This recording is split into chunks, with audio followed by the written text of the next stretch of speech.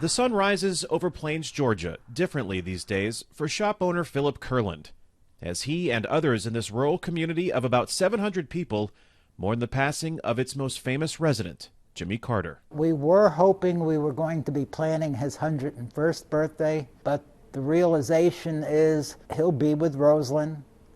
He'll be in a far better place, and he's really done as much as he can for the community and for the world at this point. While he was known by the code name Deacon to the Secret Service officers who protected him for nearly 5 decades through more than 140 different countries, Jimmy Carter is more than a former president and humanitarian to those who lived alongside him in the place he called home for a century.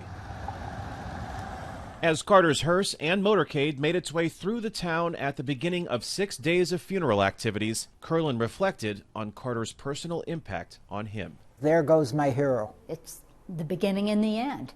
Jill Stuckey is a Carter family friend and superintendent of the Jimmy Carter National Historical Park, which includes his Depression-era boyhood farm outside Plains, where the funeral motorcade paused on its journey through Georgia. So a president starts planning their funeral the day after they're elected. This has been planned for decades. A plan Stuckey and others are faithfully fulfilling as Carter's flag-draped coffin made its way through Georgia. I haven't grieved yet. I'll probably grieve when it's all over with. Kim Fuller is Jimmy Carter's niece, the daughter of his well-known brother, Billy Carter. She's also his neighbor in Plains and carries on his legacy at Maranatha Baptist Church, where Carter taught Sunday school lessons since leaving the White House in 1981. While she admits the funeral activities are keeping her busy, there are difficult moments of reflection.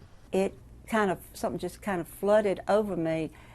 I was thinking, we're doing this because he's dead. He's gone.